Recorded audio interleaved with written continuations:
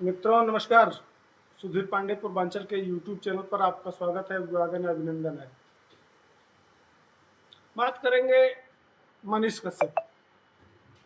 जैसा कि मैं बताया था कि मैं काफ़ी दिनों से था नहीं, आउट ऑफ स्टेशन था, इसलिए आप लोगों से जुड़ नहीं पाया। हालांकि मनीष कश्यप को लेकर तमाम मामले आए, पीएमसीएच में किस तरह से उनको पीटा गया, कि क्या क्या विवाद आया, किस तरह से वो भर्ती रहे, किस तरह से गुंडई उनके साथ की गई, वो कोई वीडियो नहीं बना पाया, इसलिए कि मैं उपलब्ध नहीं था। अब मनीष कश्यप ने ये कहा है, आइए पहले वीडियो देखिए, वीडियो देख लीजिए। बिहार के रोहतास वीडियो जिला देखिए। में विक्रमगंज एक ऐसा जगह है जहां पे 30 तारीख को देश के प्रधानमंत्री नरेंद्र मोदी जी आ रहे हैं। मोदी जी इस देश के अलग अलग राज्यों में रैली करते हैं, सभाएं करते हैं। सबसे ज्यादा भीड़ जो है बिहार में जब सभा करते हैं तो उस समय होता है। गुजरात में जब मोदी जी सभा करते हैं तो उतना भीड़ नहीं होता है। महाराष्ट्र में सभा करते हैं तो उतना भीड़ नहीं होता है। साउथ के राज्यों में सभा करते हैं तो उतना भीड़ नहीं होता है। मोदी जी खुद गुजरात के हैं, लेकिन सबसे ज्यादा भीड़ मोदी जी के सभा में बिहार में होता है। उसके पीछे सबसे बड़ा रीजन ये है कि बसों में भर भर के स्थानीय नेता जो है वो कभी 500, कभी 200, कभी 400, कभी 1000 रुपया के नाम पे जो है लेके चले जाते हैं सभा में।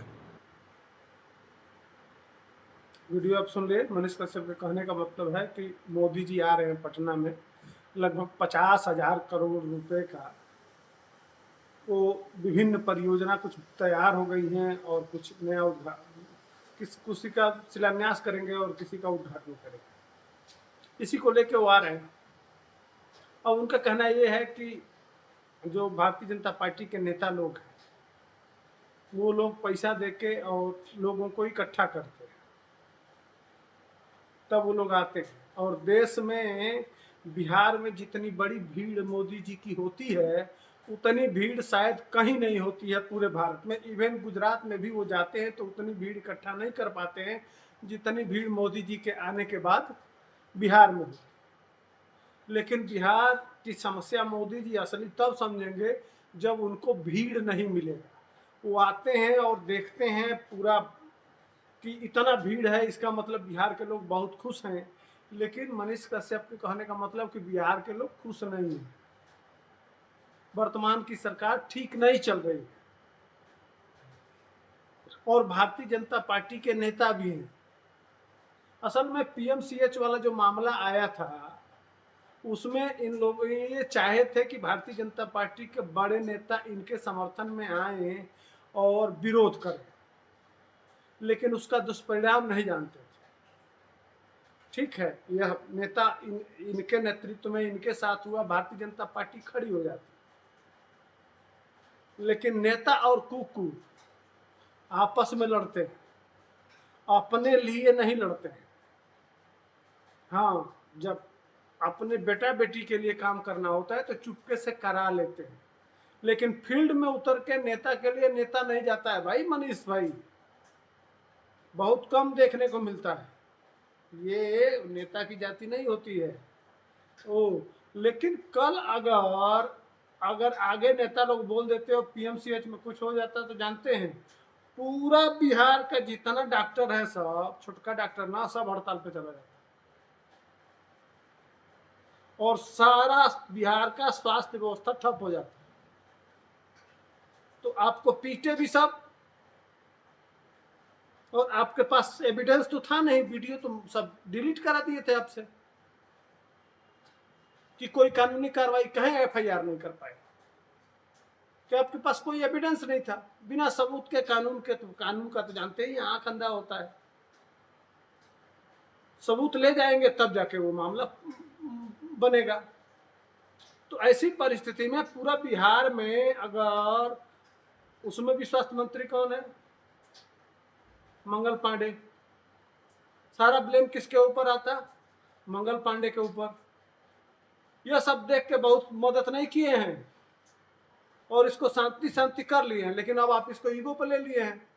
अरे यह कहिए ना कि आपको अब भारतीय जनता पार्टी में टिकट मिलेगा कि नहीं मिलेगा, इस तरह का गणित बन रहा है कि नहीं बन रहा है। लेकिन एक जगह है, एक नौका पार्टी है, वहां वहां आपकी लॉबिंग शुरू हो गई है, सेटअप बन रहा है।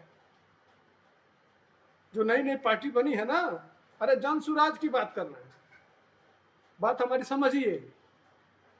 बहुत जल्दी आपको जन सुराज में हमारे भाई साहब मनीष कश्यप जी आपको दिखेंगे, जो अब मोदी जी से बड़ा कोई नेता तो है नहीं। तो मोदी जी का ही विरोध करके एक तरह से यह आज नींव रख दिए हैं किसका, जन सुराज में जाने का। आपको वो निकट भविष्य में यह देखने को मिलेगा।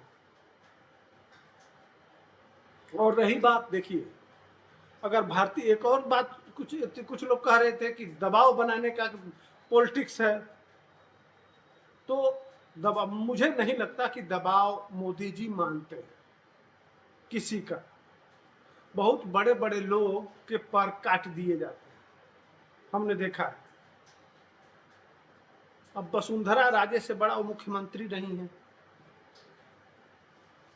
राजस्थान से दूध की मक्खी की तरह से निकाल के फेंक दिया गया।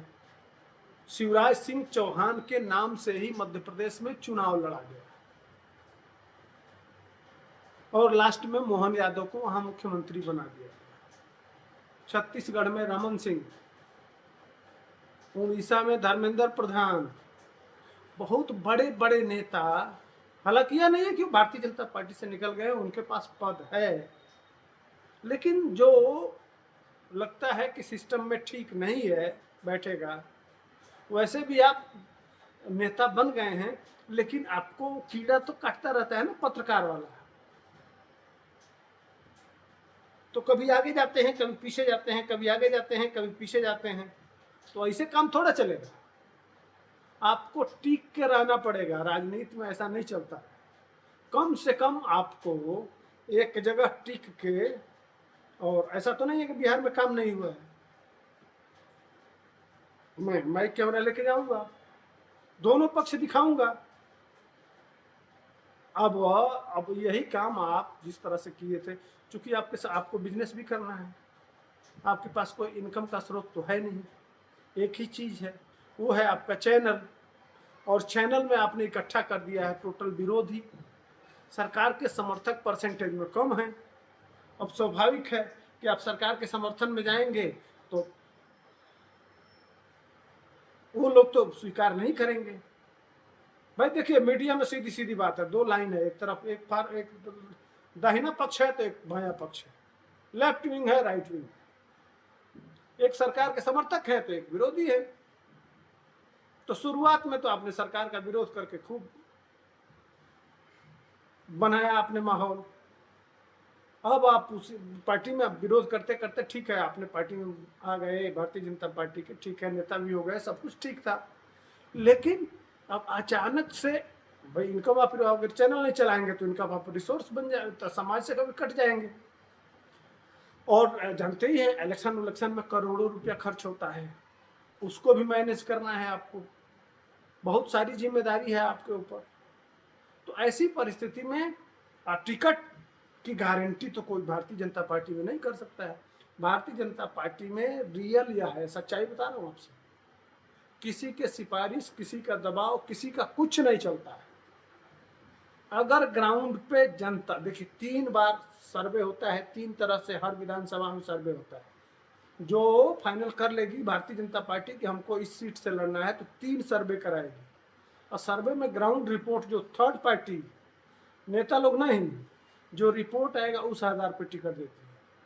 तो आपको जिस विधानसभा को तय करना था, उस पर जमीन पे काम करना चाहिए था, सफल होते। खैर, आपको जन सुराज में ज्यादा महत्व है, नई चीज है, वो आपके एजेंडे में फिट बैठता है तो कोई बात नहीं, लेकिन असली बात यही है, इसलिए मोदी जी का विरोध किए हैं। मेरा काम है विश्लेषण करना कि किस पीछे क्या भविष्य में घटने वाला है और इसके पीछे का कारण क्या है।